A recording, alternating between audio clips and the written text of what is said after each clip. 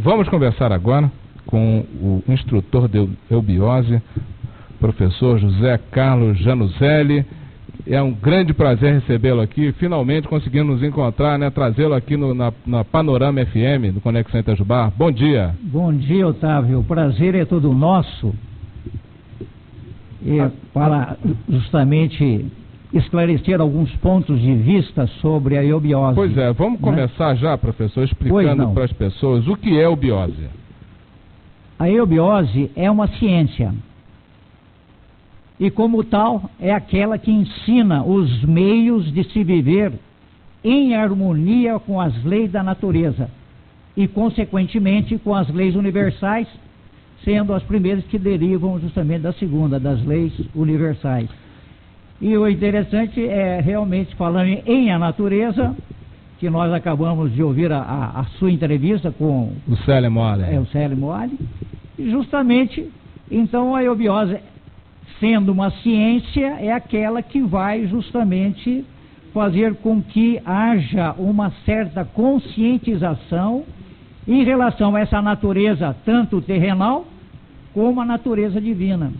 O professor, há quanto tempo, conta um pouquinho a história da eubiose, ela existe há quanto tempo, foi criada por quem? A eubiose, recentemente, nós tivemos a grata oportunidade de, na sessão plena do Congresso Nacional, criar o Dia Nacional da Eubiose, muito que foi legal. Justamente no dia 10 agora, sexta-feira, né?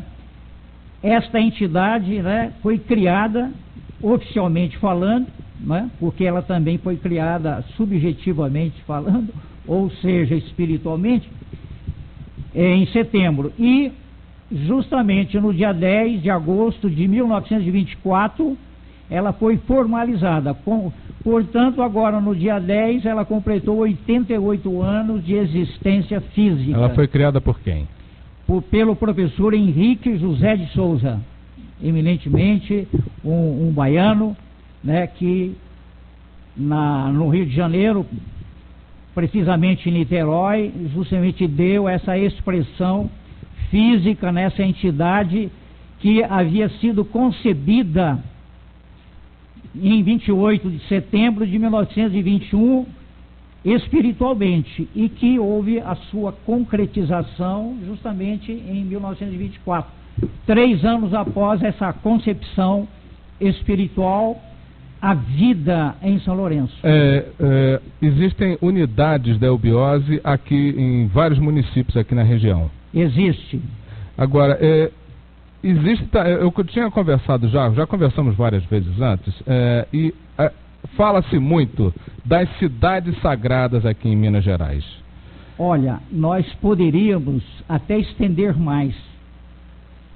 Além que nós, então, denominamos de sistema geográfico. Aqui nós temos, então, o sistema geográfico sul-mineiro, sistema geográfico do Roncador e sistema geográfico itaparicano.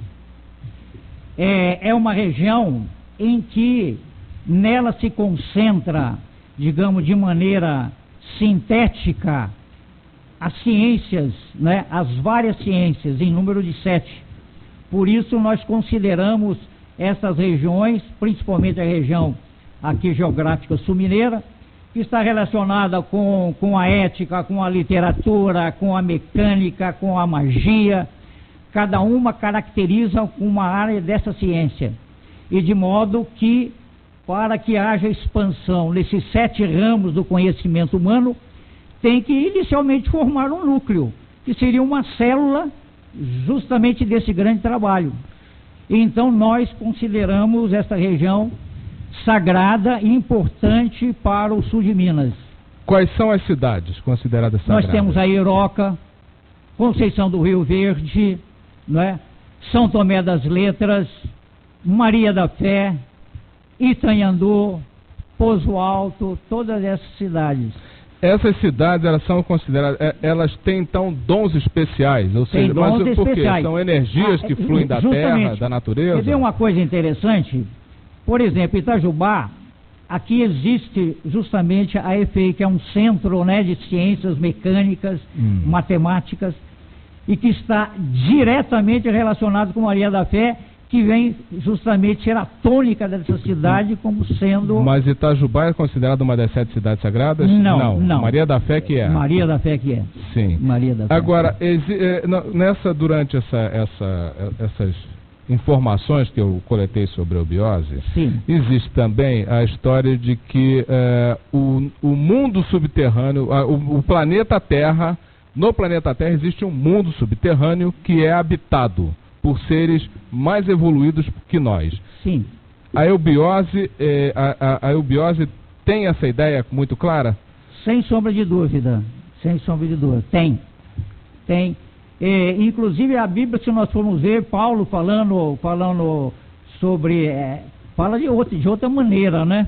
Propriamente dito, mas ele cita esses mundos internos, né? Mesmo a Grécia, Roma, tratava justamente sobre os mundos inferiores, que posteriormente denotou ou foi notificado como sendo o inferno. O inferno, na verdade, vem ser a palavra inferior, ou região inferior. Então a Grécia tinha essa ciência, né, até dividida em 3 mundos, né, propriamente dito, né, e que esses 3 mundos estão diretamente relacionados não somente com a igreja, né? Nós temos então Campos Elíseos, Erebo e o Tártaro, que seria o inferno propriamente dito, o purgatório e o céu. Então eles consideravam como sendo regiões de castigo e ao mesmo tempo de recompensa. E de modo que esses mundos realmente eles existem. Mas são habitados por seres como nós? Por seres como nós. Mas como é que eles vivem sem luz? Aí é que está. Existe um livro chamado A Terra Oca, que é interessante, o escritor, nele contém inúmeros dados da exploração do Polo Norte e tal, etc. E ali esse escritor nos diz, né, embora que nós temos esse conhecimento, de que justamente no Polo existe uma abertura. Sim.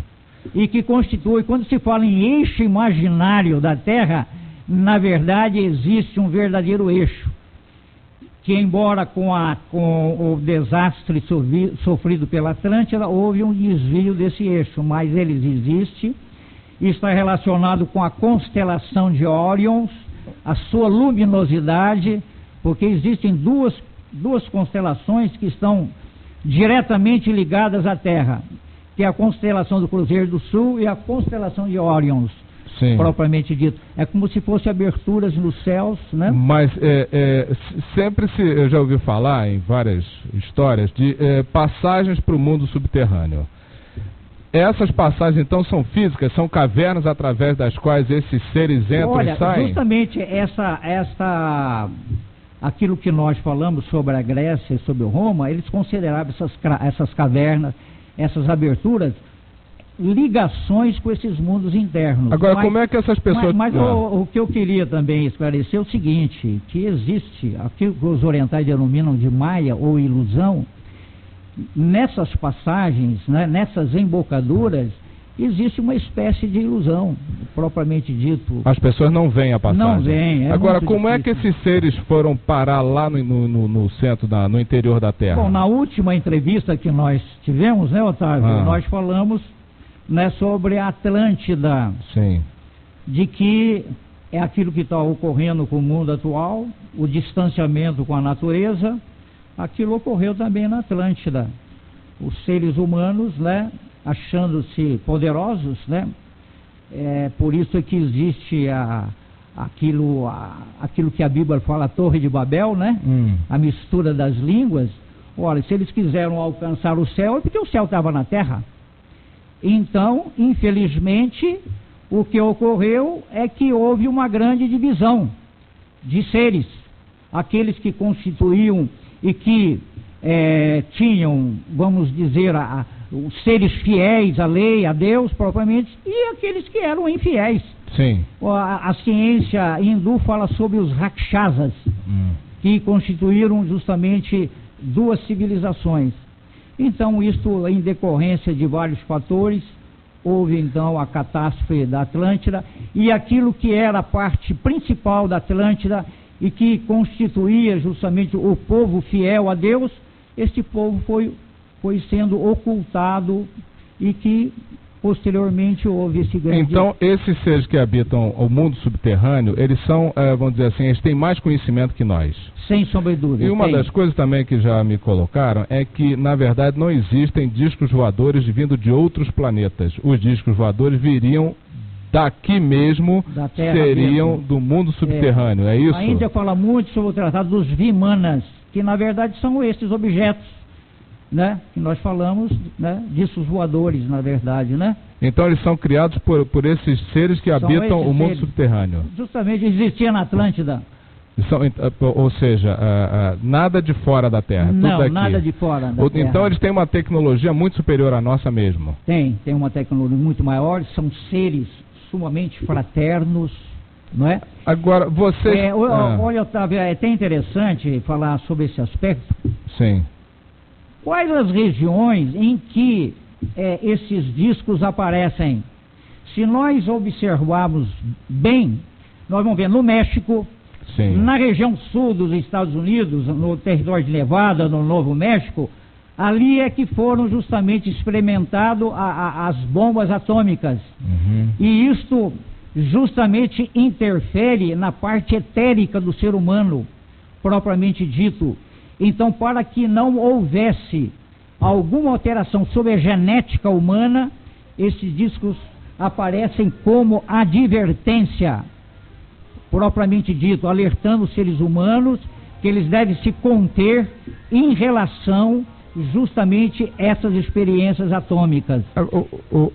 Professor, agora qual é a relação? A eubiose tem contato com esses seres? Não contato direto, né? São raros aqueles que têm contato direto, né? Sim. Propriamente dito.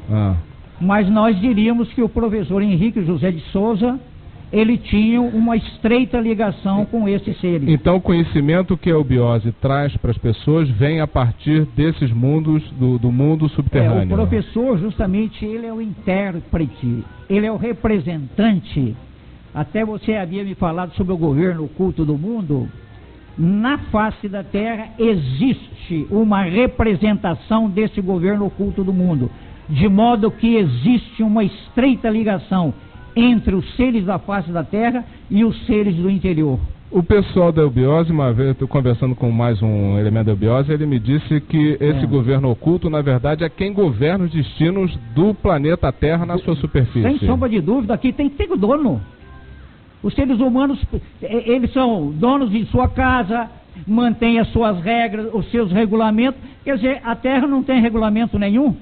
Por isso é que existe esse governo oculto do mundo. E que, anteriormente, esse governo oculto tinha sua representação no norte da Índia, no Tibete e na Mongólia. O professor Zé Carlos, teve uma entrevista, um pronunciamento da princesa do Japão, relacionada à data do período da segunda dezena de dezembro, que o mundo passaria por problemas, que é o dia que dizem que o mundo vai acabar. Acaba sim. Agora entre 20, 22, 25 de dezembro. E a posição que ela colocou foi uma posição da eubiose. Ela disse, olha, os seres do mundo subterrâneo estão protegidos, né? Mas nós vamos passar por falta de luz, falta de energia, 3 dias sem eletricidade no mundo inteiro e por aí vai.